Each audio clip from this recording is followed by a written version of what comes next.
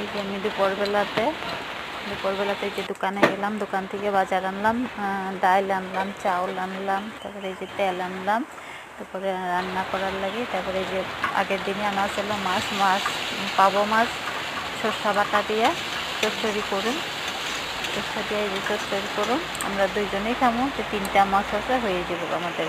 ছেলে খাইয়ে না এসব, শুধু ডাল খেলে ছেলে।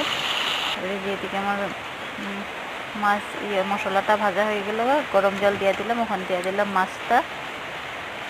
আগের দিনে ভেজে রাখছি, তাই আজকে তাড়াতাড়ি পটাপট হয়ে গেছে। এদিকে আমার হয়ে গেল সরষা দিয়ে চচ্চড়ি মাছের।